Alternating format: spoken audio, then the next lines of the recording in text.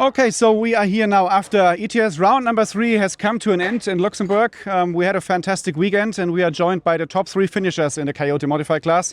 Third on the podium, Reinhardt. Second spot, our top qualifier, Obain. And on the top step of the podium, Infinity's Bruno Coelho. Before we start, first of all, congratulations and thank you for a great show of racing. Mark, we start with you. How would you sum up your weekend? Because now you made it onto the podium, which is not a bad result. What do you think about the race? Yeah, let's say the podium is good, but the weekend for me was not good at all. So in the end, yeah, P3 is fine. Even I couldn't fight in the last final because I had some issues in the first lap. But yeah, like you said, podium was good. I have a 2 and a 3 now in the series, so I'm still there. Not what I hoped for. I mean, it's kind of good that at least Bruno could break the streak from Michael. I wanted to do it as well, but I failed. And yeah, let's see. Gonna be an interesting season. Yeah, do you have any kind of idea what can be the reason? Because you won the third round of qualifying on a really good pace, and then in the next round you told us after the run that your pace was gone again. What can be the issue for that? No, I think the conditions change a lot. Like when I was fast, it was pretty cold, and then I kept the car the same for the warmer conditions. But my car was just like pushing, and I also didn't drive well, so I just made mistakes. It would have been okay, but maybe not enough to fight for the TQ anyway. But yeah, I think the changing conditions we have here is pretty tough, and yeah, I mean the pace was there, but it's also like we saw in all the finals. Like the track is also hard for us. So everybody made mistakes. Even when he won the race, he also had in A2 a mistake, and so it's it's a challenging track. I like it, and I think it's good how it went overall. Okay, so Lucas, now we're coming to you. Second overall, for sure, maybe not the results you aimed for going into the weekend. When we talk especially about the first and the second A-main, can you just take us back to all the action you discovered on the driver's stand when Bruno made the pass in the Laguna Seca and when you then made a small mistake and all these things? What was going on in the finals for you? Well, I'm not even sure where to start. Yeah, it was eventful. I don't even recall one lap when I didn't have my mirror full of a blue car and orange car at some point. But yeah, I see it as a missed opportunity in many ways. I kick myself for a few mistakes I made here and there. But yeah, kind of happy to high on a high note with a win in A3. Same as Mark, I wanted to break the streak of Mikael. Yeah, also failed. Bruno did it. At the same time, I don't recall an A-main being won by flipping at some point, by being on the roof, ever in my life. So, but absolute props to Bruno and the Infinity team. They were really strong this weekend, so hats off to them. And yeah, that's it. I'm not sure what it does for the championship. The TQ for sure is nice, the extra points. But with a really bad result in Eigen, I have really no more chance for any more mistakes. So we'll see what it brings. And yeah, I mean, kind of happy in A3 to seal the victory, also allowing Mark to get on the podium thanks to that, to deny Mikael the podium. So for the Constructor Championship, it's also very important. So yeah, kind of happy with that, and let's see what the next round brings. Yeah, one last question about the race. I think it was in one scene that you had a kind of overshooting when entering the hairpin in front of the driver's stand. Was it just that you had braked too late or different than in all the other laps? Because that was the moment when when Michael was able to close and to overtake you, and all the mess then started for you. What was about this situation?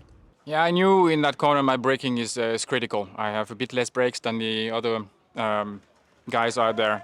And I really tried to push to build a gap to Michael, and I overshoot slightly, and I know when this happens I have almost no chance to recover, and that was about it. Yeah, no, not much to add about it.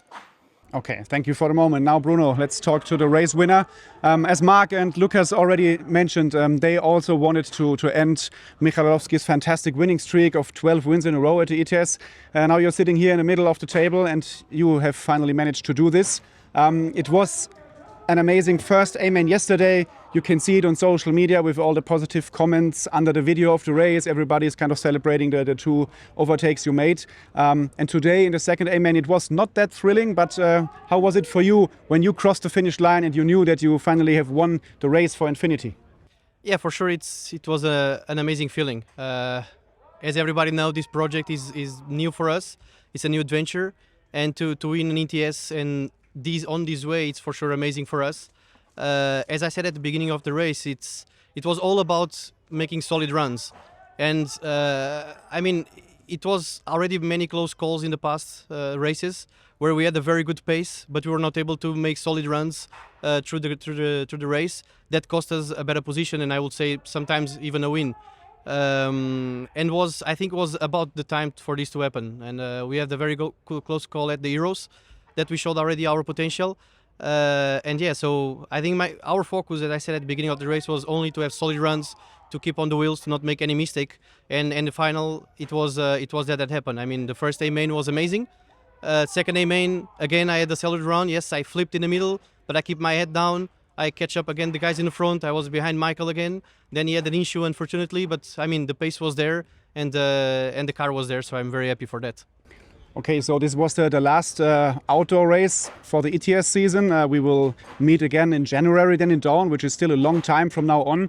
How will you proceed now with the team? Because I think in Down you maybe will not be able to run with the carbon chassis, so you need to also try to test on carpet to prepare for this, where the other teams, especially also Matics, they have a lot of knowledge on carpet. What is your plan together with the team to prepare for the carpet season? Yeah, I mean, I think also nobody expected to drive carbon here, and we did.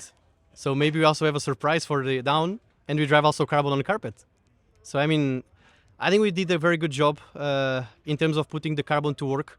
We have been driving carbon on the last races, and the car is working pretty good. Doesn't matter if the traction is low or high. I think we create a very big window on the car for that, which make it simple to work on. So we are really happy for that. And now for the carpet, we need to see, because honestly, we don't really have much time on the carpet tested. We have to do it, and yeah, I hope the carbon's still working, so we don't have to have many different chassis. But yeah, we'll see. Okay, so Mark, last question for you. What is the program looking for you in the next couple of months? The outdoor season is now coming to a close. Indoor will start in the next 8 weeks, maybe. What are your next planned race on your schedule? The next 1 or 2 months, I think I just put my stuff in a cellar and I will be off RC for a while. I don't know, I think the next might be in China, maybe the world's warm-up thing, I don't know, in December. I think like October, November is pretty dead. So maybe a small race here and there, or just, yeah, but you know, I'm not forcing myself to go somewhere. Okay, Lucas, how will the next weeks look for you, and when will you think about preparing for indoor? I mean, next few weeks are busy. I'm flying to Italy next weekend to test with the Italian boys for the Italian nationals. Then I go the next weekend again in Italy to support them at the nationals, French nationals, end of the month, Montec GP, beginning of October, so it's going to be busy as ever. So I'm going to hit for the first time US carpet. So tuned in to see my first run, maybe on Wednesday at the race. It's going to be hilarious, I'm sure. First time on the black US carpet. And just to answer Bruno, we also have only one chassis, it's steel. It works everywhere, no need for carbon. Okay, so the chassis battle is now opened.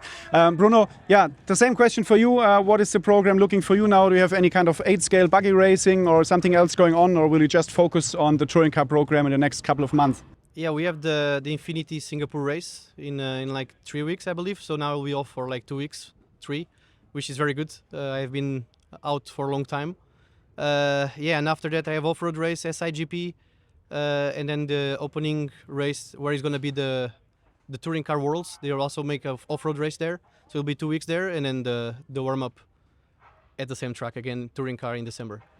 Okay, so that's very interesting to hear what all you guys will do in the next couple of weeks after this very demanding weekend here in Luxembourg with the ever-changing track conditions, with some great racing on the track. We'd like to say once again thank you for putting down a great show here. Mark, Reinhardt, congratulations for third on the podium. Lucas, you finished on a strong second place, and Bruno Coelho took away here an amazing win from Luxembourg. That was our weekend wrap-up here from ETS round number 3. Thanks for joining, and also thanks for watching on the live stream on RC Racing TV, and we will see us latestly in January when we hit the carpet at the ETS in Down.